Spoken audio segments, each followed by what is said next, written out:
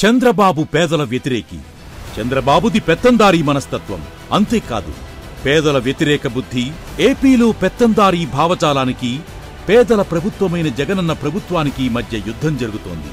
ఈ యుద్ధంలో పేదవాడి గుండె చప్పుడుగా, పేదవాడికి అండగా మన జగనన్న నిలబడితే పెత్తందార్ల వైపు చంద్రబాబు నిలబడ్డారు. చంద్రబాబు హయాంలో విలువైన సంక్షేమ పథకాలకు కోతపెట్టి అమరావతి గ్రాఫిక్స్ వైపు ఆ నిధులను మళ్లించి తన బినామీలైన పెత్తందారుల జేబులు నింపారు. రాష్ట్రంలో 80% ఉన్న పేద మధ్యతరగతి ప్రజల పరిస్థితి ఏమిటని ఏ రోజూ ఆలోచించలేదు. కేవలం పెత్తందార్ల కోసమే లక్షల కోట్లతో రాజధాని నిర్మించాలనుకున్నారు.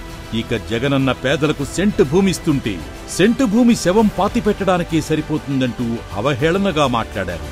మన రాష్ట్రానికి పట్టిన శని వదలాలంటే మే 13న జరిగే ఎన్నికల్లో ప్రతి ఒక్కరూ 2 ఓట్లు ఫ్యాన్ గుర్తుపై వెయ్యాలి.